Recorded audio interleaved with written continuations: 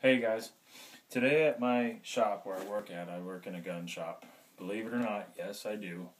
Well, besides the haircut that I got this shotgun right here. It's an Ivory Johnson single barrel shotgun. Guess how much I got it for? $7. That's right, I paid $7 for a single barrel 12 gauge shotgun. It was marked for $25. My boss gave me a $20 credit, and so it was $24.99. So after the $2 state police call and the tax, I believe I paid $7. It might have been $8, but either way, maximum maybe $8 for a single barrel 12 gauge shotgun. Safety check it and see that it's obviously empty. Now, they had it so low because it said non-functioning. And that's because, I don't know if you can see it, but they said the firing pin didn't work. Now, see how I had to kind of force that back at the very last? That's because the firing pin, the hammer doesn't go all the way back and just sit into place. You kind of have to force it. I don't know if you'll be able to tell, but firing pin fired. It's very hard to tell because, of course, this firing pin moves very fast.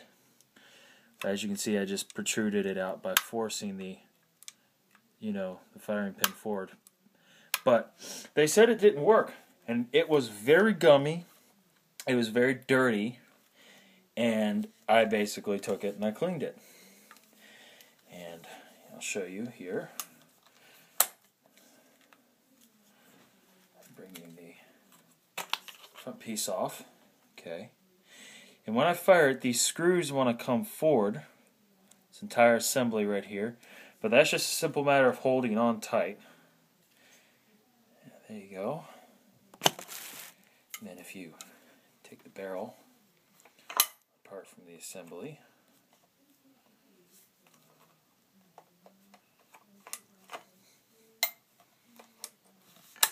it should just break apart. There we go. Again, there's the barrel and all the information. And I did shoot it today. I fired about maybe 12 rounds through it, and I noticed that the shells wanted to recess in, but that's typical with these single barrels. Now, I'm not a gunsmith, and I haven't done enough research of why it's actually the shells sometimes didn't eject, and it's like they recessed in after being fired. But that was easily fixed by just taking a wooden rod and shoving it down there. And let's see here how the barrel looks. Looks pretty dirty still, a little bit of pitting, but it was way better than when I bought it. And as you can see, all of my cleaning solution that I cleaned it with came out as I was firing it.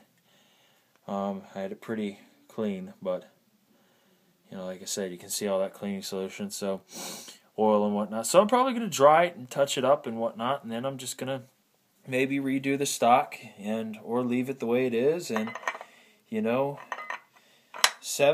for a shotgun that works, didn't misfire at all, didn't not fire at all. I can live with that.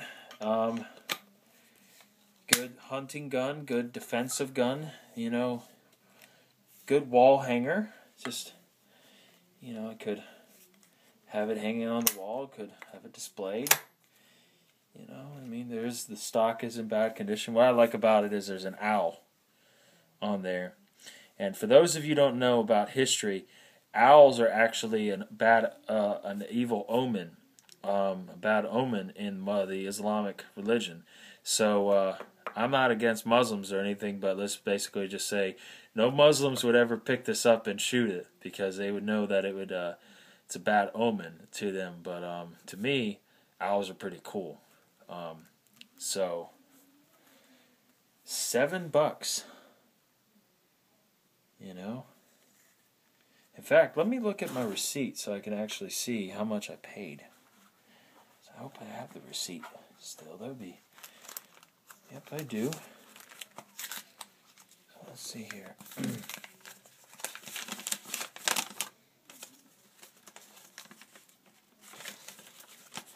$7.24 that I paid. And I paid with a $10 bill. And I'm not trying to brag.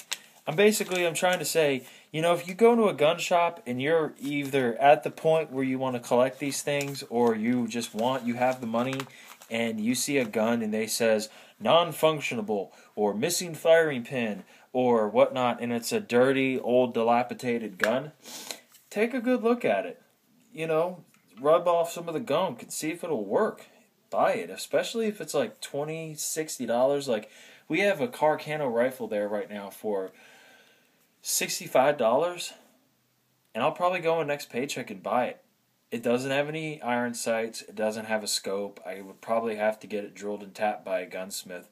But for $80, I would probably say after tax and the state police fee for a Carcano rifle, and even though it has been sporterized, worst case scenario, nice wall hanger, shoot every now and then, get into reloading the ammunition, means you can't beat that.